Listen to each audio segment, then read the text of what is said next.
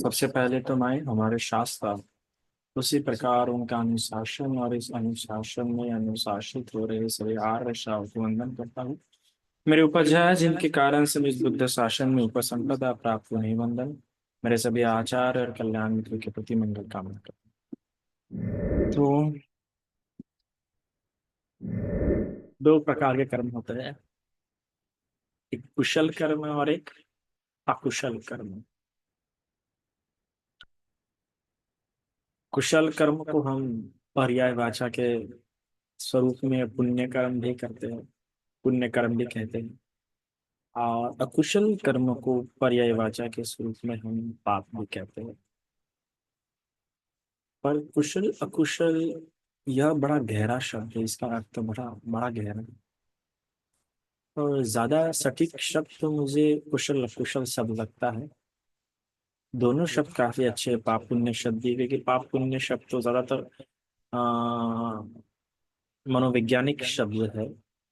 पर आज उसे आध्यात्मिक स्वरूप में व्यक्ति विशेषतः लोक परलोक इस अर्थ में लेता है, या परलोक में जाने का एक रास्ता, या अगले जन्म में जिसका फल मिलेगा, या जिसका फल कोई दिव्य फल होता है, दिव्य चमत्कार के रूप में पुण्य और पाप को लेता है। पर कुशल अकुशल ये अभी भी अपना अर्थ कहीं ना कहीं संभाल के है। अभी भी लोग, वैसे तो ज्यादातर कुशल अकुशल ये शब्द आज का ज्यादा इस्तेमाल होता नहीं, विशेषतः बौद्ध लोग जो भगवान की शिक्षा आए दिन सुनते रहते हैं, वो ये शब्द ज्यादातर इस्तेमाल करते थे, कुशल कर्म या कुशल कर्म। और हमारा पाप पुण्य ज्यादा कुशल और अकुशल इस पे ज्यादा ध्यान जाना चाहिए। क्योंकि पुण्य जब ये शब्द लेते तो कहीं ना कहीं हमारे मन में ये चलता है कि इसका फल हमें कुछ अच्छा मिलेगा आने वाले समय में, या हमारी ऐसे कोई संपत्ति है, आध्यात्मिक संपत्ति जो हमने संग्रह कर रहे हैं। और पुण्य ये आध्यात्मिक संपत्ति है, जो हम पुण्य जमा कर रहे होते हैं, तो हमारी आध्यात्मिक संपत्ति हम जमा कर रहे होते हैं, जो हमें काम आती है बुरे समय में, धर्म पालन करते समय अच्छी प्रकार से काम आती है। पर कुशल और अकुशल इससे थोड़ी सी आगे की अवस्था है। कुशल अकुशल मतलब ये है कि बड़ा सोचे समझ के किया हुआ कर्म कुशल और अकुशल में आता है। कुशल इसका साधारण अर्थ जो आता है, संधि विग्रह हम करके देखते तो कु और शल, है ना। तो जो कु मतलब क्रूर, गलत बातें, कलेश युक्त बातें। तो जो कुशल्य, शल्य मतलब नष्ट करना, शल्य चिकित्सा वगैरह होती है ना, तो शल्य मतलब नष्ट करना। तो जो बुरी बातों को नष्ट करने में सहायक होती है बातें, उन कर्मों को कुशल कर्म कहा जाता है। आपके अंदर जो भी बुरी बातें, उन बुरी बातों को नष्ट करने में काम आने वाली बातें कुशल बातें मानी जाती है। आपके आलस्य को नष्ट करने के लिए आप जो कर्म करते हैं, तो वो कुशल कर्म। अपने अंदर के द्वेष को दूर करने के लिए आप जो कर्म कर रहे हो कुशल कर्म। समाधि लगाए रखने के लिए जो आप कर्म कर रहे हो कुशल कर्म। इसी प्रकार अपना लोभ नष्ट करने के लिए आप जो प्रयास कर रहे हो वो कुशल कर्म है। चाहे वो वाणी के स्तर पे आप जो प्रयास कर रहे होंगे, काया के स्तर पे आप जो प्रयास कर रहे होंगे, या मन के स्तर पे आप जो प्रयास कर रहे होंगे, तो हमें ज्यादा तो कुशल कर्म करने, प्रयास करने, ऐसी बातें करनी जिससे कि हमारे जो बुरी बातें हैं, जो दुर्गुण है हमारे अंदर, वो क्या हो, नष्ट हो। ये कर्म तो उसी के लिए करते हैं ना, ताकि हम अपने अंदर के दुर्गुणों को, बुरी बातों को हटा सके। वरना बुरी बातें भी है और बुरी बातों को हटाने के लिए सोच नहीं रहे, बस सोच रहे कि नहीं, पुण्य होना चाहिए, ये भी पुण्य होना चाहिए, वो भी पुण्य होना चाहिए, हर तरह के पुण्य होने चाहिए। पर बुरी बातें हटाने का प्रयास नहीं कर रहे, तो वैसी बात होगी कि आप कीचड़ में खड़े हैं और पानी डाल रहे हैं अपने शरीर पे। वो पानी डालने से ज्यादा लाभ नहीं होने वाला, बल्कि कीचड़ ही क्या होने वाला है, और जल फैलने वाला है, गंदगी और फैलने वाली है ना। अगर बरसात आ रही है तो छतरी हाथ में होने से लाभ थोड़ी है, छतरी खुली भी होनी चाहिए ना। छतरी खुली है पर छतरी फटी है, तो पानी तो फिर भी आना है। झोपड़ी ढक दी है पर झोपड़ी ढकते हुए भी कुछ हिस्सा खुला रखा है, तो जहां से कुछ हिस्सा खुला रखा है वहां से तो पानी आ ही जाएगा ना। तो जब पुण्य कर्म कर रहे हैं पर अपने अंदर की बुरी बातों को हटा नहीं रहे, तो ऐसी बात है कि झोपड़ी को इस तरह ढक के रख रहे हैं कि और भी छिद्र खाली है। उन खाली छिद्रों में, जो उन रिक्त स्थानों से जो अच्छी प्रकार से भरा नहीं गया, जो अच्छी प्रकार से ढका नहीं गया, वहां से तो पानी प्रवेश करेगा ही करेगा। चलो हल्की बारिश में नहीं करेगा पर भारी बारिश में कर जाएगा पानी प्रवेश, पर प्रवेश करेगा। तो ये बुरी बातें हैं। उसी प्रकार व्यक्ति में जो अच्छी बातें, जो पुण्य कर्म कर रहे हैं, वो उसको सहायता होंगी, पर जो दुर्गुण उसके अंदर अभी मौजूद है, वो कभी ना कभी उसे गिराएंगे, कभी ना कभी उसे भटकाएंगे। इसलिए सिर्फ व्यक्ति ने पुण्य कर्म ही नहीं करना है। तो उस पुण्य कर्म तो हम इसलिए करते कि आने वाला समय हमारा अच्छा रहे, संकट से बचे रहे हम, है ना। धर्म के रास्ते पे चलने के लिए ज्यादा तकलीफ, क्योंकि तकलीफ तो आती है ना। ऐसा तो नहीं है कि मैंने धर्म के रास्ते पे चलना शुरू किया तो मेरा जीवन आसान हो जाएगा। जो पहले के करके रखे या जो अभी और पहले के कर्म विपाक के स्वरूप में और जो संकट है, वो तो आएंगे ही ना। ऐसा मैं सोचे कि धर्म के रास्ते पे आगे तो आपका जीवन सुखमय हो जाएगा। धर्म के रास्ते पे आने का सबसे पहले ये जो लाभ रहेगा कि जो दुख आएंगे उसको स्वीकार करने की क्षमता रहेगी। अगर दुर्गुण आपने अपने अंदर के हटाए नहीं होंगे कुशल कर्म कर करके, तो क्या हो जाएगा। तो थोड़ा तो सह लूंगे, थोड़े बहुत चपेटे, थोड़े बहुत लहरें, थोड़े बहुत कांटे, ना थोड़ी बहुत धूप, थोड़े बहुत तूफान सह लूंगे। पर अगर ज्यादा ही हो रहा है या कहीं से अवसर मिल रहा है शॉर्टकट मारने का, करप्ट, कहीं वे दिख गया कि नहीं तो ऐसा कर लेता हूँ, ज्यादा कर्म तो बनेगा नहीं, तो व्यक्ति कर लेता है। वो व्यक्ति भय जाता है। जब वो व्यक्ति देखता है ना कि कभी कोई रास्ता लग रहा है कि बहुत लंबा जाएंगे, उतना इधर तो पुण्य कर्म है, अब पाप भी, क्या होता है एक हाथ हो गया गलत कर्म, तो ये जो चेतना है ना, ये चेतना मन में क्यों आ रही है हमारे। ये कई पुण्यवान कर्म है, देखो आज भी कैसा लोग पुण्य कर्म कर रहे हैं, इतर धर्मों में भी लोग पुण्य कर्म कर रहे हैं, पर पाप कर करके पुण्य कर रहे हैं, करप हो के पुण्य कर रहे हैं। मंदिरों में रोज जाएंगे, है ना, हर कई तरह का दान देंगे, ये देंगे, पर फिर भी इधर से करप्शन कर रहे हैं, गलत काम कर रहे हैं, क्योंकि वो सिर्फ पुण्य तक सीमित है। उनको कुशल कर्म क्या होता है पता नहीं, कुशल कर्म का अर्थ समझना है क्या, उनको ही नहीं पता कि पुण्य तो ठीक है अपनी जगह पे, पर पुण्य के आगे जो कुशल कर्मों की अवस्था है, उस कुशल कर्मों की अवस्था हमें अपने अंदर क्या करना है, अच्छी प्रकार से डेवलप करना है। तो जब आप कुशल कर्म की अवस्था अपने अंदर डेवलप कर लेते हैं, तो आपको पता है कि मैं ये जो कर्म कर रहा हूँ मेरी बुरी बात हटाने के लिए कर रहा हूँ, मेरे दुर्गुण हटाने के लिए कर रहा हूँ। और वो करते करते आप इतना हो जाता है कि आपको फिर शॉर्टकट लेने का ही मन नहीं करता, क्योंकि आप इतने लॉन्ग कट लेके आए। पुण्य भले ही शॉर्टकट होगा, पर कुशल कर्म ये ऐसा लॉन्ग कट है कि जो व्यक्ति को शॉर्टकट से ही मन उठा देता है, चलो मैं क्या शॉर्टकट लेना, बड़ी लॉन्ग कट थोड़ी तकलीफ होंगी पर अपना सुख रहेगा, अपनी संतुष्टि रहेंगी। पुण्य कर्मों में तो भी एक आस होती है, एक अपेक्षा होती है कि आगे जाकर भविष्य अच्छा रहेगा, पर कुशल कर्मों में ऐसा नहीं है। कुशल कर्मों में ये होता है कि ठीक है ना, एक एक बन रहती है, कौन सी है कि अभी इतना लंबा रास्ता तो लेके आया है, इतना लंबा रास्ता चल के तो आया है, तो उस संतुष्टि के साथ रहता है। और पुण्य कर्मों में ये होता है कि पुण्य कर्म ही मतलब शॉर्टकट होता है। पुण्य कर्म मतलब पुण्य, क्योंकि पुण्य कर्म करना आसान है, संसार में परिश्रम से ज्यादा आसान पुण्य कर्म है। जो दान करता नहीं होगा, जो शील भावना करता नहीं होगा, उससे लगता होगा पुण्य, हाँ, पर जब व्यक्ति पुण्य करना शुरू करता है उसके लिए पुण्य सबसे आसान रास्ता हो जाता है। पर हमें सिर्फ आसान रास्ता नहीं अपनाना है, हमें संतुष्ट रास्ता अपनाना है, क्योंकि दुख तो असंतुष्टि में है ना। तो फिर पुण्य से भी अगर संतुष्ट निर्माण हो रही होंगी तो वो भी दुख का कारण बन जाएंगे आपके। तो हमें कुशल रास्ता अपनाना है, जो कुशलता युक्त हो, कुशलता युक्त जो रास्ता रहता है वो संतुष्ट रास्ता रहता है, कि कौशल्य पूरी बातों को ही, कुरूप बातों को ही, कलेश बातों को ही शल्य नष्ट कर देता है, इसलिए वो कुशल होता है।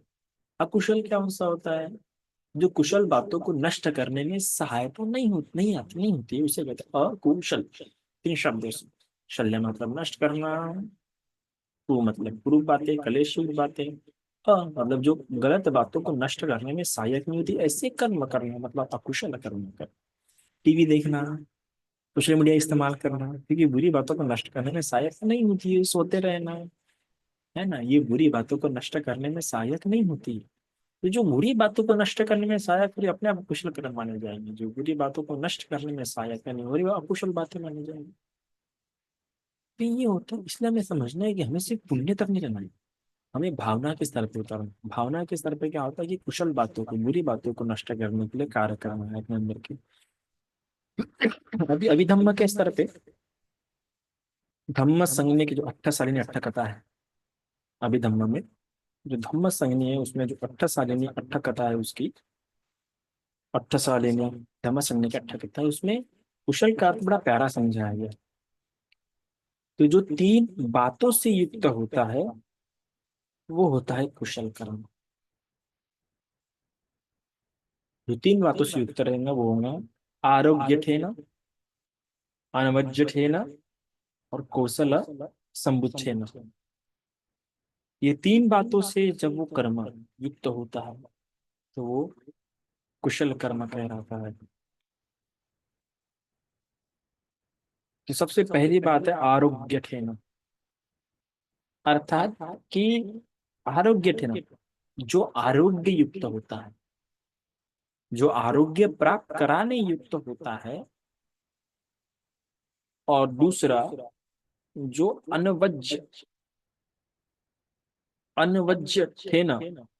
और तीसरा कौशल संबुद्धेना। मतलब सबसे पहला जो कि आरोग्य युक्त होता है, दूसरा जिसमें किसी प्रकार का कोई दोष नहीं होता है, दोष रहित होता है, और तीसरा जो कौशल्य युक्त होता है। ये तीन बातें युक्त होके जो कर्म किया जाता है उसे कहा जाता है कुशल कर्म। एक बार फिर से, सबसे पहला आरोग्य युक्त, दोष रहित, और तीसरा कौशल्य युक्त। ये तीन बातें होती है कुशल कर्मों में, इसलिए उसे कुशल माना जाता है। पुण्य ही नहीं, पुण्य तो ठीक है, जिससे मन पुनीत होता है, आनंदित होता है, स्वच्छ होता है, उसे मन, उसे पुण्य कर्म कहते हैं। और कुशल कर्म उससे कहा जाता है कि जो कर्म इन तीन बातों युक्त हो। ये बात फिर से कि आरोग्य युक्त, दोष रहित, और तीसरा कौशल्य युक्त। तो आरोग्य युक्त होना मतलब क्या होता है? आरोग्य कब होता है? जब उसमें कोई सिकनेस ना हो, इलनेस ना हो, और डिसीज ना हो। अर्थात कि उसमें कोई इस प्रकार का सीकनेस मतलब कमजोरी, इलनेस मतलब कोई बीमारी, और तीसरा कोई रोग। जब इन बातों से युक्त नहीं होता है तब वो माना जाता है आरोग्य युक्त होता है। अगर आप कमजोर हो, है ना, तो जो चित्त कमजोर होगा या जिसमें ऐसी बातें होती जिससे कि हमें रोग उत्पन्न हो जाए, मनोरोग, है ना, जो मनोरोग युक्त बातें होती जिससे मनुष्य एडिक्शन, आप कह लो एडिक्शन, एंजाइटी, है ना, ऐसी बातें जिससे उत्पन्न हो, है ना, संताप, पीड़ा, है ना, व्याकुलता, ऐसी बातें जिस काम को करते हुए उत्पन्न हो, भय जिस काम को करते उत्पन्न हो, वो बातें कभी आपको आरोग्य नहीं प्रदान कर सकती। तो इसलिए वो हमेशा अकुशल मानी जाएंगी। कुशल बातें वो जिसको करने पर या जिसको करते हुए व्यक्ति स्वस्थ अनुभव करे, जिसको करते हुए व्यक्ति उत्साह अनुभव करे, जिसको करते हुए व्यक्ति कमजोरी अनुभव ना हो, जिसको करते हुए व्यक्ति पीड़ित अनुभव ना हो, संतापित अनुभव ना हो, उसे कहते हैं हम आरोग्य युक्त कर्म, जो आपको आरोग्य दिलाता है। तो ये सबसे पहले आप याद रखिए कि अगर आपको उस कर्म में, उस कर्म करने के लिए कमजोरी लगती है, अच्छा नहीं लगता है, तो अकुशल कर्म है। पर तीनों बातें होनी चाहिए उसमें, सिर्फ एक बात से काफी नहीं। दूसरी बात, फॉल्टलेसनेस, दोष रहित होना चाहिए। और दोष रहित होते हैं, जो कुशल कर्म होता है वो दोष रहित होता है। कैसे? कि उसमें किसी प्रकार का कोई द्वेष नहीं रहता है, कोई लोभ नहीं रहता, कोई मोह नहीं। ऐसे तीन हेतु ना होने के कारण वो क्या होता है? दोष रहित कर्म होता है। जहाँ पे लोभ युक्त होकर कोई कर्म कर रहे हो, जहाँ पे द्वेष युक्त होकर कोई कर्म कर रहे हो, या जहाँ पे मोह युक्त होकर कोई कर्म कर रहे हो, वो अवश्य अकुशल कर्म। कुशल कर्म तो दान भी इस अपेक्षा से कर रहा है, लाभ की अपेक्षा से, द्वेष की अपेक्षा से, या मोह युक्त होके कर रहा है, तो वो कुशल कर्म नहीं होगा, वो अकुशल कर्म है। और तीसरा, कौशल्य युक्त, बड़ी युक्ति लगा के कर रहा है, किस किस और कितने अच्छे से कर सकता हूँ, या कैसे करने से और ये कर्म अच्छे से किया जा सकता है। जब ऐसा लगे कि पुण्य कर्म जो व्यक्ति करता है वो बड़ा कौशल्य युक्त करता है। कौशल्य की आवश्यकता होती है पुण्य कर्म, कुशल कर्म करना। बिना कौशल्य के कुशल कर्म अच्छे से होता नहीं है। पुण्य तो कर लेंगे हम इतिहास से, पर कुशल कर्म होता है जिससे बुरी बातें नष्ट हो। तो बुरी, हमको जो व्यक्ति कुशल कर्म करता है उसको पता है कि ये कुशल कर्म मुझे करना होगा, इस कुशल कर्म से मेरे ये दुर्गुण नष्ट होंगे, वैसा कौशल्य युक्त करता है, इसलिए कुशल कर्म कहला। ये तीन बातें होने के कारण से क्या होती है, वो कुशल कर्म कहलाता है। कि वो आरोग्य प्रदान करता है, सबसे पहले स्वास्थ्य प्रदान करता है, अच्छा स्वास्थ्य प्रदान होता है, स्वास्थ्य उससे प्राप्त हो, अच्छा उसके रोग क्या होते हैं, दूर होते हैं। दूसरी बात, उसमें कोई गलत चित्त नहीं रहता है, द्वेष नहीं रहता है, मोह नहीं रहता है। और तीसरा, बड़ी कुशलता से किया होने के कारण से। तो इसलिए आप देखिए, ऐसा आपने देखा भी होगा कि कई सारे लोग जो कुशल कर्म करते रहते हैं, या जो कुशल कर्म में रत रहते हैं, उनको देखिए धीरे धीरे करके वो अपनी पीड़ाओं से नष्ट होते हुए दिखते हैं। उनके जीवन में जो भी पीड़ा आ रही है वो अपने पूर्व जन्म की या पूर्व समय में किए हुए जो अकुशल कर्म है उसके विपाक स्वरूप में आ रहा है, और उनके जीवन में लंबे समय तक नहीं रहता। लंबे समय तक ना रहने का कारण ये है क्योंकि वो उस कुशलता युक्त होकर कर्म करते हैं, है ना। ऐसे कर्म करते हैं जिससे उनको और आरोग्य प्राप्त होता है। इसलिए तो विशाखा का 125 साल होने पर भी बाल नहीं पके। इसलिए तो 125 साल होने पर भी जब उसकी नातिन और वो अगल बगल में खड़े होते थे, तो दोनों लगते थे कि बहनें साथ में खड़ी है। क्योंकि कुशल कर्म का ये लाभ होता है कि उस व्यक्ति को आरोग्य प्राप्त होता है, कि करते वक्त व्यक्ति निरोगी रहता है। निरोगी होकर ही कुशल कर्म किया जाता है ना। कुशल कर्म करते व्यक्ति निरोगी अनुभव करता है, अनुभव करेगा ही। तो ये कुशल कर्म का वो वैशिष्ट है, कुशल कर्म की कुशलता है कि जब वो करता है तो वो समस्या नहीं देखता। आप देख, जो कुशल कर्म करना होता है कि वो समस्या देखता है कि क्या समस्या आने वाली है, नहीं। उसके मन में ये होता है कि मुझे ये कुशल कर्म करना है, मुझे अपने जीवन में ये कुशल कर्म करते रहना है, और ऐसे ही कुशलता युक्त होते हुए आगे बढ़ना है। वरना हम देखते हैं ना कि कितनी प्रकार से गलत कर्म किया जाता है ना। पर पुण्यवान व्यक्ति जो कुशल कर्म करना चाहता है कितनी कुशलता से पुण्य कर्म कर लेता है। पुण्य कर्म या कुशल कर्म करने के लिए कभी भी व्यक्ति को पैसों की आवश्यकता नहीं होती है, रिश्तों की आवश्यकता नहीं होती है। ये तो जब से वो कुशल कर्म करने का सोचता है तभी से उसको धन भी प्राप्त होना शुरू हो जाता है, अच्छे रिश्ते भी प्राप्त होना शुरू हो जाते हैं, है ना। और उसका जीवन भी अच्छा होना शुरू हो जाता है जब से व्यक्ति कुशल कर्म करने का सोचना ही शुरू करता है। क्योंकि तीन बातों से युक्त होता है। तो जो व्यक्ति इन तीन बातों से युक्त होगा उसके साथ तो इसका लाभ होना ही होना है। हमारा क्या हो जाता है कि हम ज्यादातर क्या हो जाता है, ज्यादातर हम जब समझो सरल से अगर हम एक पुष्प पूजा कर रहे हैं तो हमको पता है कि इससे हमारा बड़ा लाभ होगा, हमारा पुण्य होगा। पर हम मन में क्या भाव रखते हैं, जब हम भगवान की सुगंधित पूजा कर रहे होते हैं तो क्या हम मन में रखते हैं कि जिस प्रकार से मैं यहाँ पे इस परिसर में सुगंध फैलाने का कार्य कर रहा हूँ, उसी प्रकार मेरे जीवन से भी जितनी भी दुर्गंध पूर्ण वस्तुएं है या जितनी दुर्गंध पूर्ण बातें मेरे जीवन में वो ऐसी नष्ट हो जाए, मेरे जीवन में सुगंध आए। हमें वैसा भावना करना होता है कि मेरे अंदर क्या, मैं बाहर तो कर रहा हूँ ये, पर बाहर किस लिए कर रहा हूँ, ताकि मेरे अंदर की बुराइयां नष्ट हो, मेरे जीवन में मेरे अंदर की जो जीवन की जो बुराइयां पनप रहे वो उसे ना रहे। जब मैं दिया जला रहा हूँ भगवान के लिए, ये दिया जला रहा हूँ तो ये जिस प्रकार से मैं यहाँ पे प्रकाश फैला रहा हूँ, है ना, उसी प्रकार मेरे जीवन में भी ज्ञान का प्रकाश बना रहे, कल्याण मित्रों का प्रकाश बना रहे। जिस प्रकार से दिया जलने से यहाँ का अंधकार दूर हो रहा है, तो मेरे भी जीवन में जो अंधकार बना है गलत मित्रों का, जो अंधकार बना है गलत बातों से, गलत विचारों से, वो भी इसी प्रकार दूर होना शुरू होगा।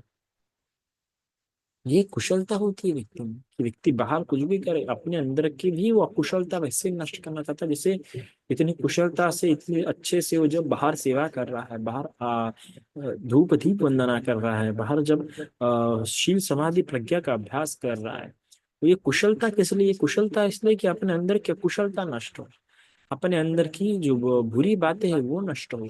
इसलिए तो ये सब है ना। धर्म तो अपने अंदर काम करने के लिए होता है, बाहर काम करने के लिए नहीं। बाहर का तो चीजें सहारा रहती है हमारे चित्त को एकाग्र करने के लिए, हमारे चित्त को पुनीत करने के लिए, हमारे चित्त को सरल करने के लिए, उजू करने के लिए। बाहर की बातें सिर्फ इसीलिए होती है, हमें अंदर की इन बातों पे ध्यान रखना है। तो इतना आज के लिए काफी है। साधु।